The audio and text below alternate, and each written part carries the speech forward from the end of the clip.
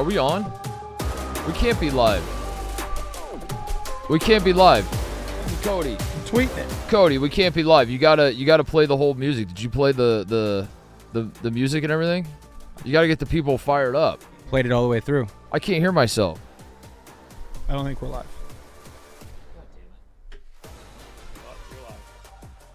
God. I can hear now. You know what? That was on me. Is that on We are you? live. Right, that was on me. I'll be honest with you. I was trying to plug in my laptop and I unplugged this thing that this top outlet doesn't work. So the bottom one does work, and I was like, what the fuck's plugged into this bottom one? And I just yanked it out and plugged in my laptop. And you know what, Cody? That one's on me. Hey, welcome in. We're live. Day 2 of March Madness. A lot to talk about, or maybe not. I don't know. Not as much madness as we were hoping for, but there's certainly some games to talk about. And there were 16 of them. Some of them were closer and more fun than others, but we'll do our best to touch on all of them. Before we do that, I want to talk about DraftKings. When it comes to college basketball, March Mania, one thing is for sure, nothing's for sure. Upsets, buzzer beaters, Cinderellas advancing, top seeds going home early. It's all going to happen. Bet the unexpected every upset every day with DraftKings Sportsbook. With live betting, exclusive content, promos, and parlays, DraftKings is the ultimate college basketball destination for March. Ready to make your first bet? Check out the matchups and pick a team to win. It's that simple. First time, here's something special just for you. New DraftKings customers, bet $5 to get $200 in bonus bets instantly. Bet the unexpected with DraftKings Sportsbook. Download the DraftKings Sportsbook app and use code Titus. That's code Titus, T-I-T-U-S. For new customers, get $200 in bonus bets when you bet just $5 only on DraftKings. The crown is yours. Tate, I don't want to be the Debbie Downer. I am someone who believes that, you know, first of all, I said that this would be a chalk tournament. We're getting a pretty chalk tournament, but I'm one of the people that does not need it explained to me that when the first round is not full of madness, not full of a ton of upsets. I think Ebo, right before we sat down, told me that McNeese was plus 250 to win. That was the biggest upset in terms of gambling that we saw, and in terms of seed. They were a 12 seed over 5. We saw a couple 12 seeds over 5. But McNeese, it was plus 250. That was the closest we got to chaos was McNeese handling Clemson. As we talked about yesterday, that one felt like a little weird because it didn't even feel like a fluke. It was like they got up 31. A popular pick. Yeah, they got up 31-13 at halftime, and then they just kind of held on to the lead. And anyway, I don't want to be the Debbie Downer and be like, this tournament sucks. This tournament has no juice. It's coming. I do believe it's coming. But at the same time, could have used a buzzer beater. Could have used one game that was in doubt for the final couple minutes. I felt like the morning, the early afternoon, I should say, was a nice little appetizer, and it felt like we were leading into something special happening tonight. And it just kind of never materialized. And the good news is, and we can pivot towards the end of the show towards what's next, the round of 32 is going to be awesome. But as I reflect on this day, the second day, after day 1 was a little underwhelming in that regard, I thought day 2 was much of the same. And it is the chalky tournament so far that I anticipated it being. Yeah, I have no problem with it being chalky. In fact, as much as March Madness on the first 2 days excites you to see these mid-majors knock out the top dogs and then all of a sudden they're making a Cinderella run, I actually do prefer that these next 2 days of basketball are going to be elite. Like, we've got just little things like Michigan, Texas A&M tomorrow, BYU, Wisconsin's going to be fun, Gonzaga, Houston, UCLA, Tennessee is going to be a slugfest. That's all on day 1. And then we're looking at UConn, Florida, Baylor, Duke, Illinois, Kentucky, Ole Miss, Iowa State. Illinois, Kentucky. I mean, I can already feel the blood rush into my penis. That's the word I was looking for. So I have no problem with what lies ahead.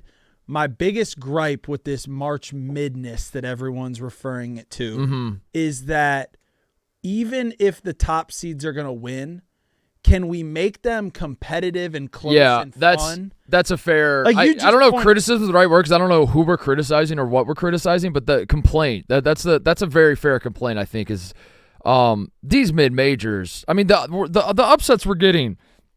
You know, like New Mexico over Marquette, it's a 10 over a 7. It's an upset. It counts as an upset, but it's like Arkansas, Kansas is a great example. It's also like, I mean, New Mexico's got Donovan Dent, Nelly Jr. Right. Joseph. They're well coached. They won the Mountain West. Like there's a lot of factors where you're like, this doesn't count. This isn't what I had in mind. What you have in mind is when you're looking at Lipscomb, Iowa State, and you're going into that game, and yeah, Iowa State is probably going to beat them, but what if they don't? Oh, shit, Iowa State won by 30. You have Liberty, Oregon, which was over like the second it started. Akron lost by 100 to 100. Arizona. High Point, people are excited to watch them with the mean mugging guy get smoked by Purdue. These mid-majors that we were excited to see. Grand Canyon, Maryland. Oh, my God, Maryland destroyed Grand Canyon. Yeah, and that's the part that makes it tough is there's not even really a fun story. The one fun story we have is McNeese. Seeming that's like the one fun story. Like the Mountain West, it's funny because the Mountain West gets shit on, and the Mountain West can't win shit, and it's a fraudulent conference in the NCAA tournament, and then San Diego State goes to the Final Four, and we give them like a 1-year grace period, and then we go right back to being like the Mountain West sucks. They'll never do anything in March.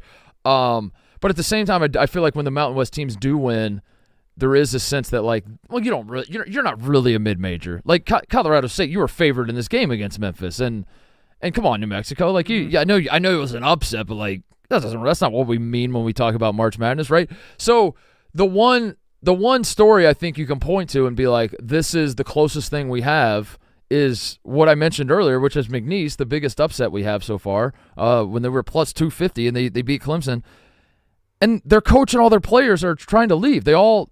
At this time tomorrow, they might be gone. They might all be on a plane to Raleigh. The one team we're excited about is McNeese, and they play at 11 a.m. tomorrow, first game. So by lunchtime, we might just. Well, Wade might just rip his McNeese polo off and just throw on an NC State one, and we'll never see him. And it's like that kind of even the fun little story of like the small plucky underdog. Like you don't. That's kind of.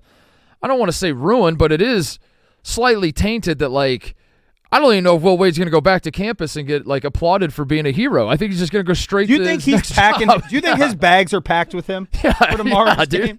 He's just not going to go back to campus. There's not even going to be the like even if McNeese wins and they're going to the Sweet. I guess in that case, obviously they have to go back. They'll probably practice. They'll have to go back to campus. That's a bad example, but yeah. So I think in that regard, it's been a little down. It's been a little harder to sell to the public. I think I'll put it that way. But I've enjoyed the setup for what these games will become because I do think, although you see a situation where an Iowa State blows out Lipscomb, for example, Iowa State was a team that like Keyshawn Gilbert's out for the tournament and he's not their only good player, but he's not even probably their best player, even though it felt like coming into the year he'd be their best player, but he's a very, very important piece for them, and you're unsure of what Iowa State might look like, and they come out and just destroy Lipscomb. That's encouraging and exciting for what's to come. To think that like, oh, this Iowa State team could be something, and this could be a team that could return to form. And I don't want to overreact to one game, but I think when you look over the landscape of what yesterday and today was, that is the silver lining. Is like you have a situation where Maryland is playing.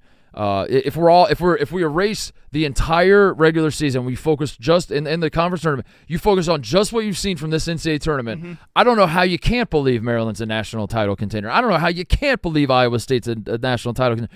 And so when you think about it that way, there's so many teams that are playing very, very well that excites you for what's to come. But I need something tomorrow, man. I need something tomorrow. I just need – I mean, like I will say, like the start of the day, we get Mississippi State Baylor. I thought that was a good game. I thought Mississippi State is just very stupid. I mean, like they were – the last like 2 minutes, maybe it was just Brandon yelling in my ear, but the last 2 minutes of Brandon's yelling foul because they're down by 1 with like 2 minutes left. Mm-hmm. They have 3 fouls. And yeah, if you were down by 5 and you're trying to force the team to go to the other team to go to the free throw line, having 3 fouls is a problem. You need to make sure they're in the bonus. So I don't need to explain this to you. Mm-hmm.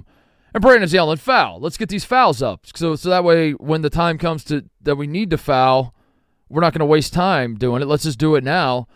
And I'm thinking, what a loser mentality. And sure enough, that's what Mississippi State does. Is they start fouling like crazy. You're down by 1. Just get one stop. And you have the ball to win the game. Like I don't understand what was going on. Mississippi State was frustrating the fuck out of me. But I felt like for most of that game, it was trending towards these last two are basically the last 4 minutes are going to be insane, and maybe Josh Hubbard will hit some tough shots, and Robert Wright and VJ Edgecombe, and maybe Jeremy Rudd. I don't know. Baylor has a bunch of great guards, and Mississippi State has a bunch of shot makers. Like maybe we'll get like a back and forth, and this will set the tone for the day. Mm-hmm. And instead, you got Brandon Walker and Chris Jans is listening to him somehow through the television, and they're just fouling like crazy. It's like, get one fucking stop. What are you doing? It was. I don't know how many of our viewers. I'm assuming there's a fair amount of overlap that understand what's going out on those gambling streams and then what's going on this show. It was an all-time for me watch of Mark Titus, who's played basketball his entire life, and Brandon Walker, who's just a huge fan of Mississippi State. This is how that game ended.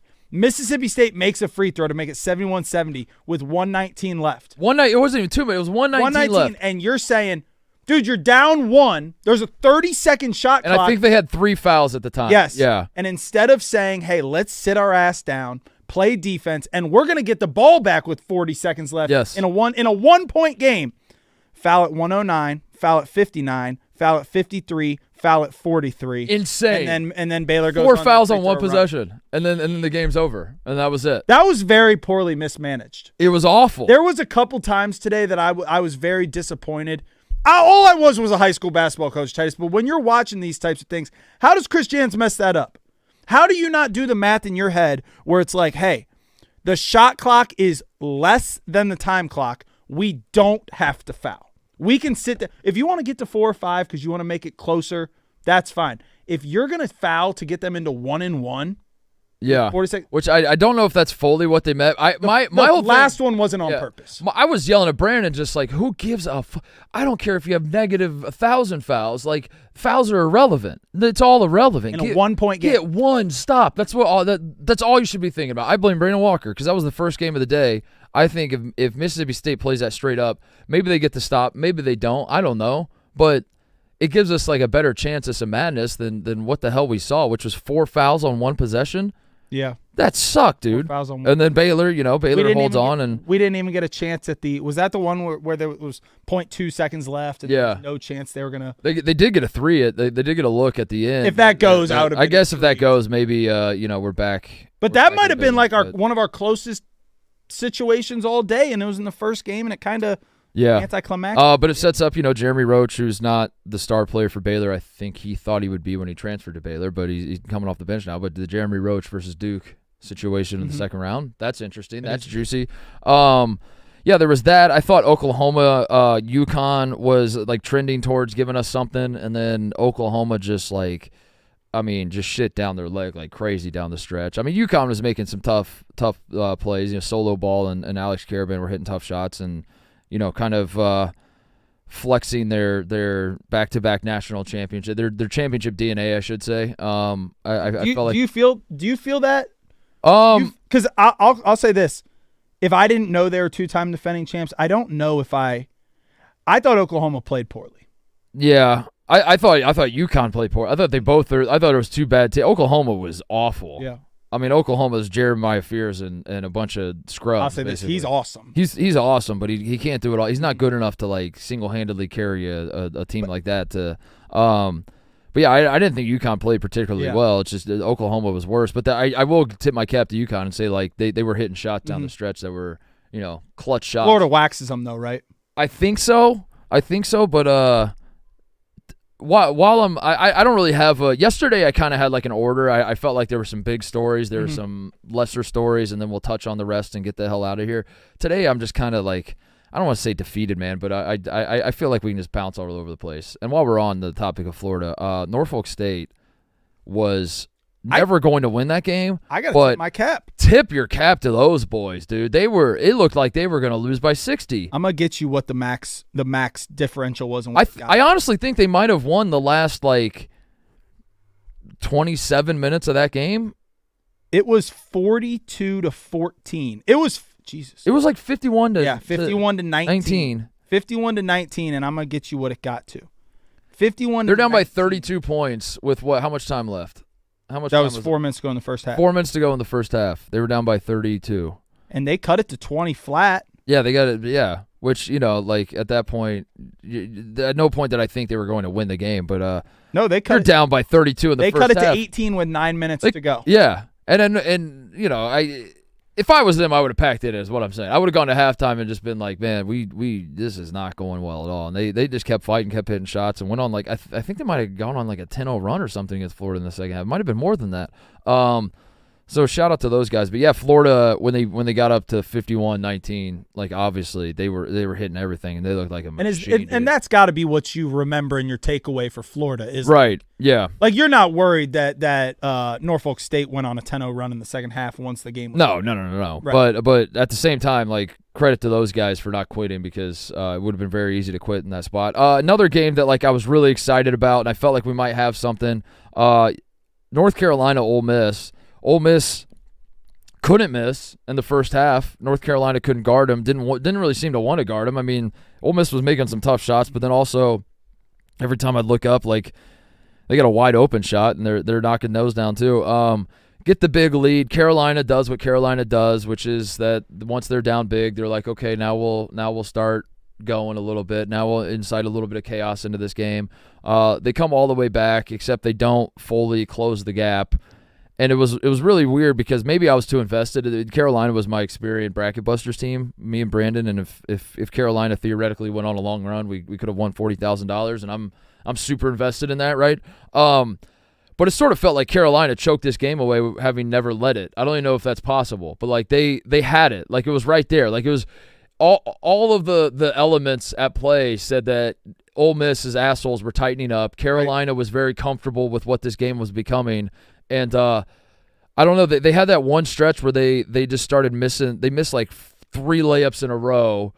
And then I don't know if Ole Miss scored coming back down, but then Hubert Davis finally calls a timeout because he can tell his guys are like a little too chaotic for his liking.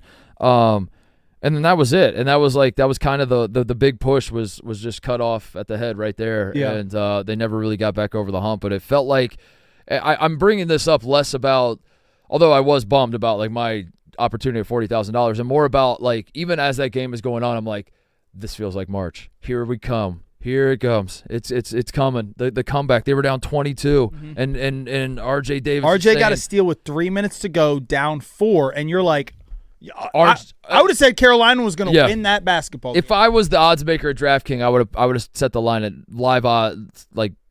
I would have set the live line at like -10.5. Carolina minus everything was going wrong for Ole Miss. Everything was going right for Carolina. This is obviously going to snowball. The RJ Davis isn't going down like this. And he did, and that was just kind of a bummer, man. And that just kind of seemed to be the story of the day, was just like New Mexico Marquette was the same thing, where it's Donovan Dent versus Cam Jones. Neither guy played their best, but like Donovan Dent was scoring a little better than Cam Jones was, but he also had 8 turnovers. And you know, it wasn't quite as beautiful as a game of an up and down game that I was anticipating. But I was really excited for that matchup, and same sort of thing, that like it was a close game. It had the feeling, and then New Mexico just kind of slowly strangles the life out of Marquette, and the last couple minutes are just, you know, keep away and hitting free throws, and you're like, all right, well, I guess that one's not going to be the magic. Mm-hmm. Colorado State, Memphis was the. Sorry, I'm just going on. Did Robert Morris get a little feeling in your plums though? That's a good point. Robert Morris, that was the closest thing I got to feeling some madness. And I didn't even need How late did that get? I didn't even need Robert Morris to win. It was just like I wanted, if Robert Morris could prolong that for 40 minutes, which I think it got to. They led with 7 minutes to go. Yeah, it got very, very close. And then Nate Oates had to break glass in case of emergency. Let's talk Grant about Nelson. that. That timeout. A little strange, right? I would call that more than strange. I don't even know. Is that disappointing? Is it embarrassing? Is it? I think it's almost like, if you didn't need him, or if you didn't think you needed to play him, you can't bring him in with 7 minutes to go in the game. Or do you disagree? I know why he did it. He did it because he was about to lose. He's like, we're about to lose. I'm going to play Grant Nelson. We need Grant Nelson to play in this game so we don't lose. But if he was good enough to go, why didn't he start? You have to ask I find it interesting when you contrast it again. Alabama, who is a national title contender. I think we have to. They're not the top, but they are in the mix. 100%. Right? You contrast them with the Duke Blue Devils, Tate, who are the national title favorites. Their star player rolls his ankle the whole country, the whole world is like, well, he's obviously out for the rest of the ACC tournament. He's obviously going to be out for the game against the 16 seed. And then is he going to be like 50-50 for the 8-9 game? Is he even going to play in the 8-9 game? That's what all the chatter was. Cooper Flagg said, I'm playing in the 16 seed game, and I'm going fucking hard. Mm-hmm. And, yeah, I mean, I find it interesting that, like, you know, it's different injuries or, you know, different circumstances maybe. I don't know the severity of Grant Nelson's, but he checked in and it seemed like he was fine. I don't know. It's you can't tell me that I have to believe that both players were relatively of equal health. Right. And it was a different mindset, whether it was a player's mindset, whether it was the programs, the coaches, whatever. But on Duke's side, they were like, we're getting our guy back, we're getting full strength, and we're fucking going. And on Alabama's side, they were like, we're not going to need him. We're not going to need Robert Morris stinks. Why don't you just rest up, Grant? Robert Morris stinks. And it was like a lack of respect for the opponent. And I found that fascinating as the game wore on. And then Nate Oates was like, he played 7 minutes. I'm going to push the Grant Nelson button. I thought, and just to contrast I would say it was a lack of respect for the opponent, which I understand why. Alabama should have ran Robert Morris out of the gym. What I disagree with Nate Oates on, and I think John Shire did a great job of, is these two teams are now both in legitimate round of 32 games. Like, Duke is playing Baylor. Yeah. Baylor has a lot of talent on their team.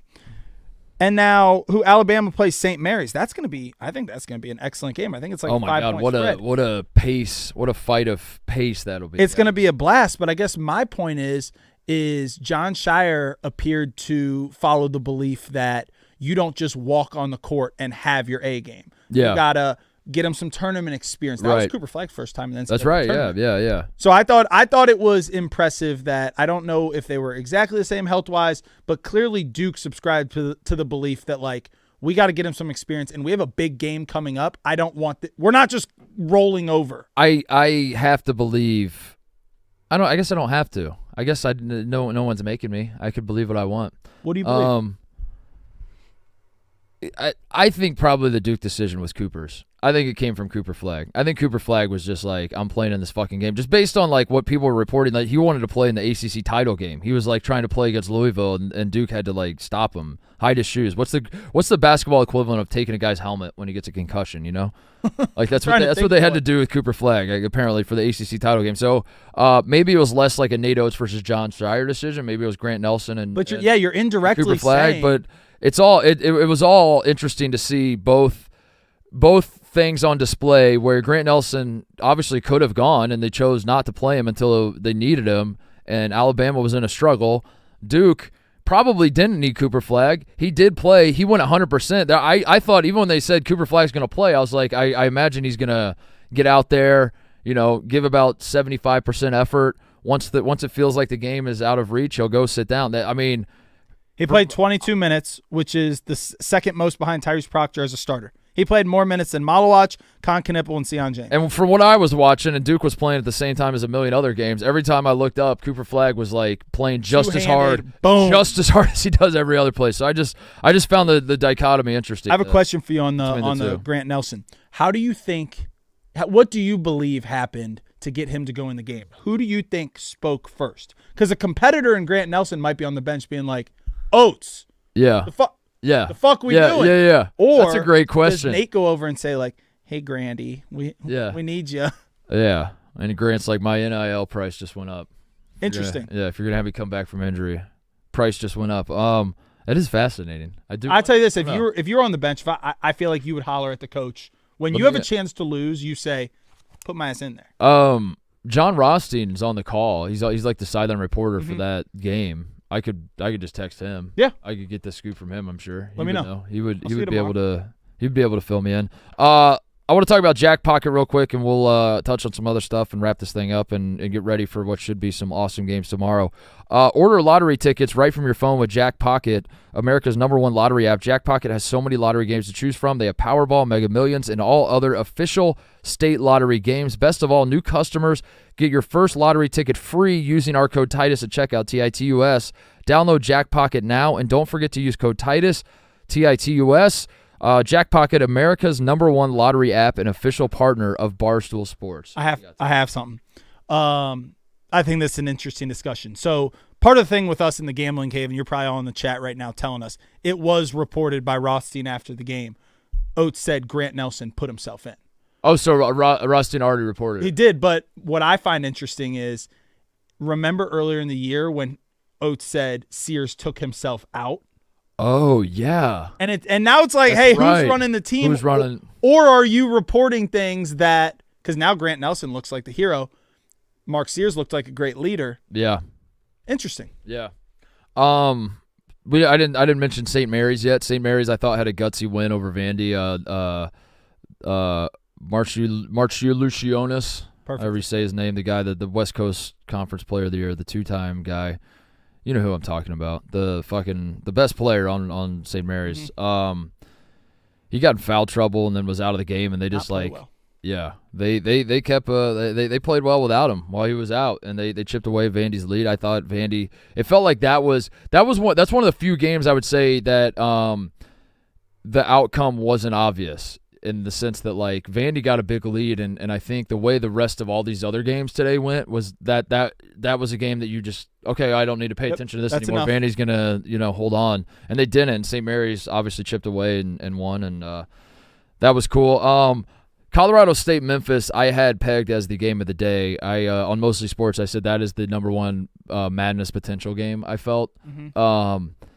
And PJ Haggerty just played like shit. I mean, PJ Haggerty was just really, really bad. It's a damn shame because it was a bummer because I think Dane Danger was awesome. He was providing some awesome moments. I thought there for a second, like the even though Neat Clifford and PJ Haggerty weren't, the head-to-head matchup wasn't as awesome as I was expecting. I thought the game was still close, and I thought we might have something here. And no, Colorado State just, again, like all these other games seem to be going, just slowly suffocated them, and that was that. The PJ Haggerty story was interesting because, people like Dave, our boss, this is the first time he had seen PJ Haggerty all year. And he's like, yo, who's good? And we're like, well, they got this All-American PJ Haggerty.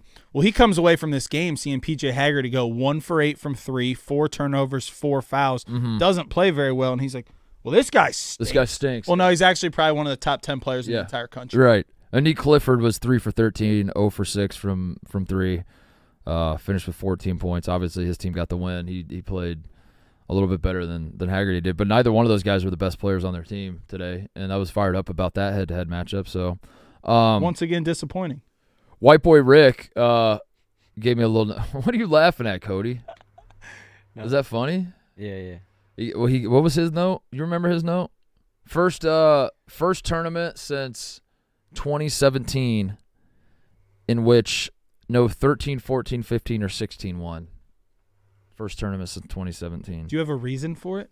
I'm down in the I don't know. I've it. seen some chatter. Like people are hitting panic buttons and sounding the alarms a little bit about the new era of college. Like and it makes sense to do it. I mean, like, I think like a real scientific study of a person that's like of actual intelligence would tell you, why don't we wait 10 years and wait till we notice some trends here?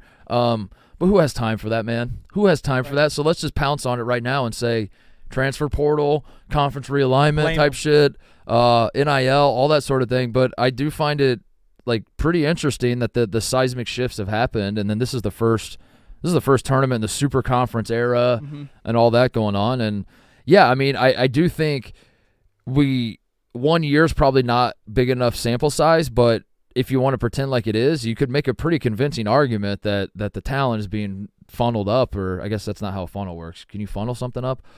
The talent is being I think you can funnel up. You can funnel up 100%. Yeah, and that's the reason all the games are going chalk seemingly this year. Yeah, I mean, then the sport was chalky this year. Going into it with the whole NIL shift, it was supposed to be, hey, this will create parity. And my dumb brain never really understood that, because it's like, hey, if the big dogs and the blue bloods are going to have the most money to spend, that they're going to say, hey, High Point, you know that player that tore it up for one round of the NCAA tournament last year? Come here. Yeah. You're coming to Bloomington. You're mine now. Yeah. Speaking of Bloomington, Big Ten undefeated and NCAA. I mean, the committee's got to be unable to sleep. I got to be honest. When we lost to Iowa, when Ohio State lost to Iowa in the Big Ten tournament, I was like, we blew it. We don't deserve to be in. Of course we don't deserve to be in. No part of me. I said, I can't argue in good faith that we belong in. I can't even argue in bad faith if I wanted to that we belong into the tournament. That's how I was like, yeah, we're out. We're just definitively out. I got to be honest, Tate. Maybe we should have been in. Because Carolina gets in, and then all the Carolina people were like, listen, I know everyone's pointing out our quad one wins, but that doesn't matter. What matters is the net. So you log on to whatthehellisthenet.com, you hit enter, you scroll down, and it's just tournament team, tournament team, tournament team, tournament team, tournament team, Ohio State, tournament team, tournament team, tournament team, tournament team. And I'm like, well, wait a second. If the net's what matters, what about my boys? Now all of a sudden you look up the Big Ten, all the Big Ten teams. Not a great year for Big Ten basketball, but why'd you look at that? The Big Ten undefeated. Big Ten is pumping their chest, and they should be. I got in an argument with Bosco. What do you think? He said the SEC's having a good tournament. I said they're. How can you say? Okay, that? so first of all, I'm talking on both sides of my mouth like I tend to do on the show, because I genuinely at my core don't believe in conference performance in the NCAA tournament. I believe teams win NCAA tournament games, not conferences. So like, I don't think you need to make that much of a thing of a stink about it. Now, I do think the exceptions are like the Big Ten in 2021 when like every Big Ten team was losing and it was just like across the board, just a disaster for the conference. I think those situations do call for like a let's stop and point out like what's going on here. So I say that to say that I don't think the SEC is having a bad tournament. I also don't think the SEC is, for what felt like the most dominant conference we've ever seen. I don't think that's on display either. And I just probably say it's too early to call because like there's still a path where they get Final Four teams, and there's still a world where the teams at the top end up at the top. But three SEC teams lose 8-9 games. That seems those are supposed to be like the toss-ups, and 3 of them lose. And for a conference that's like not only are we strong at the top, we're strong in the middle, we're strong at the bottom. I think you have to acknowledge that like that's interesting. I have the conference records for you right here. Big Ten is now, it says 8-0. The SEC brought in 14 teams. They're 8-6. My argument against the SEC would be, yeah, no shit, you're number 1 seed Auburn, you're number 1 seed Florida, you're number 2 seed Alabama, you're number 3 seed Kentucky. Yeah, those teams won. But in those toss-up games where you had, like, I don't know, 8 of them, you guys are under 500 in that. Hey, 12-5 games. 2 winners. Where were they from, Tate? What conference do they play in? Where are we at here? Tell the people. Tell the people at home. The 12-5 games? Yeah, the Big Ten games. I'll the Big Ten teams won. I'll tell you. It's the 2 Big Ten teams. And then the ACC lost. Yeah. Interesting. Yeah, it was the 2 non-Big Ten teams. I don't know. So that part. But to your point of just like they're caught up in these games of, the Big Ten was in more of the actual hey, could they win? This is more of a toss-up game. But yeah, I don't think it really matters. I will say like I would love for scheduling moving forward, I would love for like the conference challenges to happen in the middle of conference play. I agree. I would love for teams to step outside their conference, which they used to do with the SEC and Big 12. I think they used to like Kansas and Kentucky would just randomly play in the middle of conference play. I need more of that. I need more of Duke and Illinois. I need more of, because what happens is you step away, you do the non-conference, and then the cement dries, and that's just what it is. And all these games that take place in November and early December just become the narrative for the rest of the year. And the SEC absolutely earned the right to say we are one of the best conferences of all time in the non-conference. But that was a long time ago, and teams change and things change, and teams get better, teams get worse, teams get injured, and chemistry changes, all sorts of stuff happens, and I just think that like I mean I mentioned it, and again I'm not doing like a post-mortem on the SEC because it's a long way from over here, but I do think that the SEC season just became like a runaway freight train, a snowball that was just building, where it was just like all these teams are getting top 5 wins because every team is top 5 and every team is top 10, and it just got out of control. But I think it is of note. Like I expected the SEC to be doing a little bit better, but they still have all their heavy hitters left, so we don't need to overreact. Games tomorrow. We'll get the hell out of here. First game, McNeese, Purdue. I think McNeese has a shot. I mean, Purdue is what's the spread on that one? Like 5.5. Yep. Purdue obviously will be favored, but McNeese. Purdue's got 2 players that are good, and that's just kind of been their MO all season. They rely on 2 guys. They're very, very, very good. But yeah, McNeese played great defense against Clemson. I think they incite a little, chaos. They have athletic dudes that can run with Braden Smith and Fletcher Lawyer, and we've seen that for 3 years now. Like when they're met with athleticism and junkyard dog type dudes that are trying to lock them up, it gets a little dicey for them. Like Braden Smith, I think is obviously I put him on my All-American team. I think he's one of the best players in the country, but he's got some turnover problems from time to time. I think McNeese has a shot. I think McNeese is I think that'll be a great game. Purdue should win, but Purdue has been up and down all season, so I'm fired up about that one. Arkansas St. John's is going to be fucking those awesome. are the two standalone games. That's going to be awesome. And then I think that being the first game, Purdue McNeese, that's like the least sexy game to me. Because the rest of the day gets very sexy. It's almost perfect. Arkansas St. John's, banger. Never mind the coach versus the coach. It's just like so much athleticism, so much just pace. It's going to be. How do you see that going, Mark? I mean, I think this is going to favor St. John's because Arkansas can't exploit St. John's weakness. I don't think. Like Arkansas, it's sort of. If I'm reducing it down to, if I'm just like being super simple about it, it's like the same problem Akron had with Arizona. I think it's like it's two teams that have like similar philosophies, but just in the sense that they're just like rely heavily on their athleticism. They can't really shoot for shit.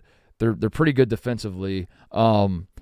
But I think St. John's is just going to be better at it. So like that's going to be tough for Arkansas. But I think it's going to be a great game. There are rumors that Thero comes back for Arkansas. He hasn't played since February 22nd. Dude averages 16 and 6 a game. That would be him and Boogie Flan playing together now. Because one left while the other came back. That gives a nice little bump to Coach Cal. Yeah. It gives a little juice. But also maybe he's just saying that because just get him some. Like if you're playing on Saturday.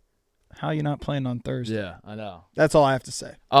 Michigan A&M is going to be just a rock fight of a basketball game, which I enjoy, especially in the NCAA tournament. Drake Texas Tech is going to be fascinating. The Drake team we talked about last night has won me over in a lot of ways, but Texas Tech I think their national title good. And they love shooting threes, man. Boy, do they love shooting threes. Creighton Auburn. I mean, we talked about that last night. Like, oh my God, that's a team that looked like they're playing well against a team that looks like they're just not. Yeah. They're just jamming puzzle pieces right now. That is obviously every game in the tournament is massive for all the teams. I obviously, but this is a massive game for. I need to see Auburn whoop their ass. I need Auburn to like just. It's been a while, man. It's been a while since Auburn has done that, and I would love to see Auburn whoop their ass. And I don't. Any Creighton fans out there, I don't mean like I'm rooting against your team or whatever. I just mean if I'm going to take Auburn seriously, like I can't have Janai Broome getting shut down by Ryan Kalkbrenner and like they had them having no answer for Stephen Ashworth and like Denver Jones like can't keep Stephen Ashworth. Like if that sort of shit starts happening, but Auburn still wins by 3, I'm going to be like, man, I might be out on this team. I think they put it all together tomorrow, and you're right. If they don't. Because Creighton's a good team, but this is a team where if you're a number 1 seed and the athleticism and the physicality that you can play with, Auburn should handle Creighton tomorrow. Yeah. If they don't, that's eye-opening. BYU Wisconsin is going to be the most fun game to watch all day. I think it's just shot making galore. It's going to be, if you don't care who wins, that's the game to watch. I mean, that's just going to be so fun to watch with the offense. And then Gonzaga Houston's going to be the best game in terms of. Two teams that make the Sweet 16 every single year. Now they have to play in the second round.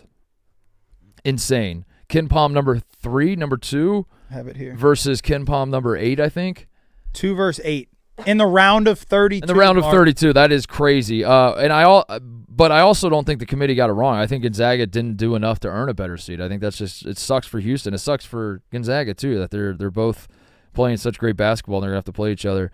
And then UCLA Tennessee at night should be a great one. Two teams that have similar styles, similar approaches, play great defense, and it might be a rock fight, but again, I enjoy those, and I enjoy watching teams have a game plan, execute a game plan, and sometimes that game plan is just make life hell for the other team. And I think UCLA and Tennessee are great at that, and watching them try to impose their will on one another will be fascinating. So fingers crossed tomorrow gets better.